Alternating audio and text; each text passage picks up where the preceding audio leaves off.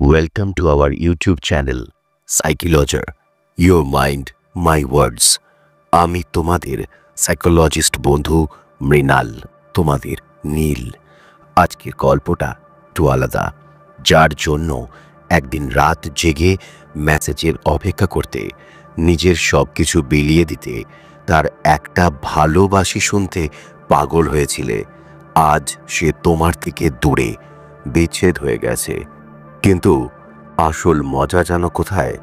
তোমার প্রোফাইল, তোমার স্টোরি, তোমার পোস্ট লুকিয়ে লুকিয়ে ঠিকই দেখে। কি বললাম, মনে হচ্ছে না? বুঝে নাও, ডার্ক সাইকোলজির এমন কিছু সিক্রেট যা তুমি আগে কোনোদিন শোনোনি। কেন সে ব্রেকআপের পরেও লুকিয়ে তোমাকে খুঁজে ফেরে? কেন তোমার নতুন ফটোতে রিয়্যাক্ট করে না, তবু সব দেখে? আজ বলবো সেই মানসিকতার গভীর রহস্য। কিভাবে পুরনো প্রেমিকার কিংবা প্রেমিকের মাথার ভিতর চলে এই মেন্টাল গেম। কোন কোন অদ্ভুত কারণ তাকে বাধ্য করে তোমার প্রোফাইল ঘাঁটতে, আর তাহলে তুমি কি করবে যাতে সে আবার তোমার জীবনে ফিরে আসে? আজ জানবো সব। তাই শেষ অবধি শোনো, কারণ আজকের এই কথাগুলো তোমার হৃদয় ছুঁয়ে যাবে। আর এমন কিছু জানবে যা জানার পর তুমি নিজেই বলবে, এই জিনিস আগে টানলে জীবনটাই অন্যরকম হতো। তাহলে চলো বন্ধুরা, শুরু করি। Welcome to your own mind game with psychologer Mrinal. বিচ্ছেদের পরেও, মানে ব্রেকআপের পরেও প্রাক্তন সঙ্গীর সোশ্যাল মিডিয়া প্রোফাইল ঘাঁটা একটা সাধারণ আচরণ, যা অনেকের জন্য বেদনাদায়ক হতে পারে। এই প্রবণতার পিছনে বিভিন্ন মনস্তাত্ত্বিক কারণ রয়েছে, যা সম্পর্কের জটিলতা এবং ব্যক্তিগত আবেগের প্রতিফলন। 1. বিচ্ছেদের পর অনেকেই প্রাক্তনের বর্তমান অবস্থা সম্পর্কে জানতে চায়। এই কৌতূহল প্রায়ই আবেগগত অনিশ্চয়তা থেকে উদ্ভূত হয়, যেখানে ব্যক্তি নিশ্চিত হতে চান যে প্রাক্তন সঙ্গীও কি একই রকম অনুভব করছে। 2. প্রাক্তনের জীবনের অগ্রগতি বা সুখ দেখে অনেকেই নিজের সঙ্গে তুলনা করেন, যা আত্মসম্মানে প্রভাব ফেলতে পারে। 3. পুরনো স্মৃতি ও অভ্যাসের কারণে প্রাক্তনের সোশ্যাল মিডিয়া প্রোফাইল দেখা অনেকের জন্য সান্ত্বনার উৎস হতে পারে। 4. কিছু ক্ষেত্রে প্রাক্তনের জীবনের উপর নিয়ন্ত্রণ বজায় রাখতে বা ক্ষমতার অনুভূতি পেতে এই আচরণ দেখা যায়। 5. বিচ্ছেদের পর কিছু মানুষ প্রতিশোধের অনুভূতি থেকে প্রাক্তনের সোশ্যাল মিডিয়া পর্যবেক্ষণ করে। 6. কিছু মানুষ প্রাক্তনের সোশ্যাল মিডিয়া দেখে সম্পর্ক পুনরায় শুরু করার সম্ভাবনা খুঁজে পান। 7. আবেগগতভাবে প্রাক্তনের উপর নির্ভরশীল ব্যক্তিরা বিচ্ছেদের পরেও তাদের সোশ্যাল মিডিয়া পর্যবেক্ষণ করতে পারেন। 8. প্রাক্তনের সঙ্গে কাটানো সময়ের স্মৃতি ও অভ্যাস অনেককে তাদের সোশ্যাল মিডিয়া প্রোফাইল দেখতে প্ররোচিত করে। 9. বিচ্ছেদের পর সামাজিক যোগাযোগের অভাব অনেককে প্রাক্তনের সোশ্যাল মিডিয়া পর্যবেক্ষণ করতে প্ররোচিত করে। 10. প্রাক্তনের জীবনের অগ্রগতি দেখে অনেকেই নিজেদের আত্মপরিচয় নিয়ে প্রশ্ন করতে পারেন। 11. প্রাক্তনের সোশ্যাল মিডিয়া দেখে অনেকেই আবেগগত ব্যথা থেকে মুক্তি পাওয়ার চেষ্টা করেন। 12. প্রাক্তনের সোশ্যাল মিডিয়া প্রোফাইল দেখা অনেকের জন্য পুরনো স্মৃতি পুনর্জাগরণের মাধ্যম হতে পারে। 13.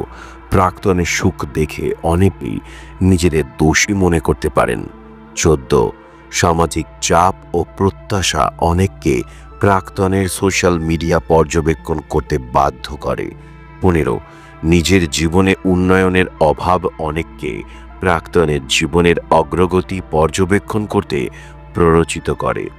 16. প্রাক্তনের সঙ্গে আবেগগত সংযুক্তি অনেককে তাদের সোশ্যাল মিডিয়া প্রোফাইল দেখতে প্ররোচিত করে। 17. আত্মনিয়ন্ত্রণের অভাব অনেককে প্রাক্তনের সোশ্যাল মিডিয়া পর্যবেক্ষণ করতে প্ররোচিত করে। 18. আবেগগত নির্ভরতা ও অভ্যাস অনেককে প্রাক্তনের সোশ্যাল মিডিয়া প্রোফাইল দেখতে বাধ্য করে। 19, প্রাক্তনের জীবনের অগ্রগতি দেখে অনেকেই নিজেদের আত্মসম্মান, আত্মপরিচয় নিয়ে প্রশ্ন করতে পারে বারবার। 20, প্রাক্তনের সোশ্যাল মিডিয়া দেখে অনেকেই আবেগগত ব্যথা থেকে মুক্তি পাওয়ার চেষ্টা করে। 21, প্রাক্তনের সোশ্যাল মিডিয়া প্রোফাইল দেখা অনেকের জন্য পুরনো স্মৃতি পুনর্জাগরণের মাধ্যম হতে পারে। 22, প্রাক্তনের সুখ দেখে অনেকেই নিজেদের দোষী মনে করে বাধ্য হয় সোশ্যাল মিডিয়া ফলো করতে। 23, সামাজিক চাপ ও প্রত্যাশা অনেককে বাধ্য করে প্রাক্তনের সোশ্যাল মিডিয়া পর্যবেক্ষণ করতে। এই মনস্তাত্ত্বিক বা সাইকোলজিক্যাল কারণগুলি বোঝা এবং সচেতনভাবে নিজেকে এই আচরণ থেকে বিরত রাখার গুরুত্বপূর্ণ। প্রয়োজনে প্রফেশনাল সাইকোলজিস্টদের সাথে যোগাযোগ করতে পারো, যাতে তুমি সুস্থ ও সুখী জীবনযাপন করতে পারো।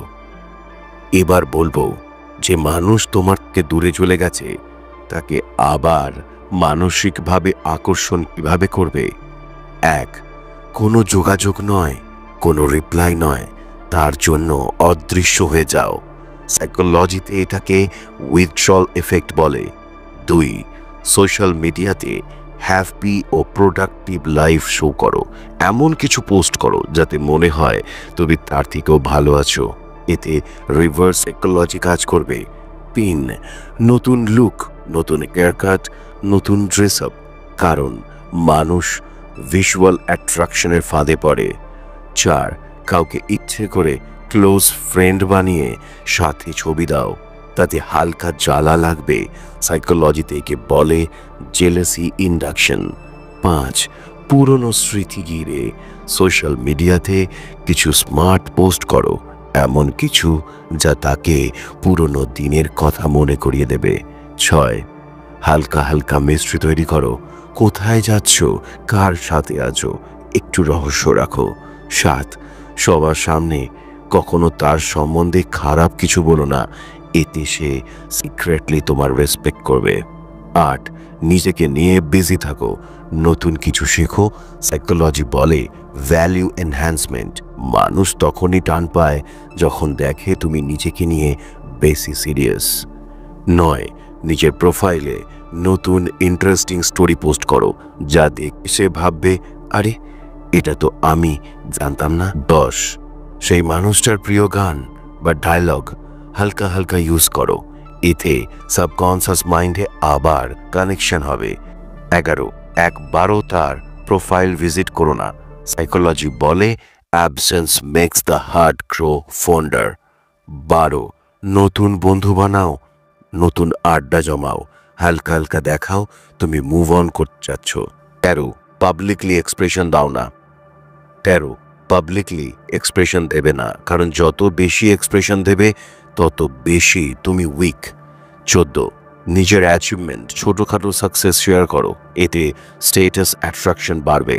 15, মাঝে মাঝে একদম হালকা করে ইনডিরেক্ট কিছু পোস্ট করো, যেমন আলো থাকুক জীবনে, সে না থাকুক। 16, অপ্রত্যাশিত কোনো পুরনো ছবি বা ভিডিও পোস্ট করো, যাতে স্মৃতিটি টোকা পড়ে। 17, নিজের হাসি মুখের ছবি বেশি দাও। সাইকোলজিতে বলা হয় পজিটিভ ইমেজ রিটেনশন।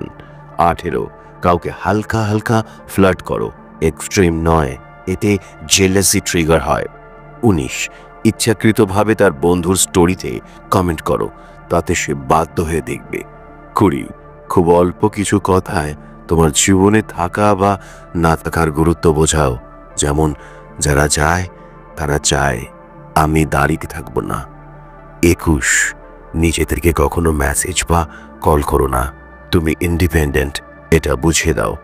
22, ইচ্ছে করে নিজের ভালো কাজের ছবি বা ভিডিও পোস্ট করো, যেমন কাউকে হেল্প করা বা কিছু ডোনেট করা।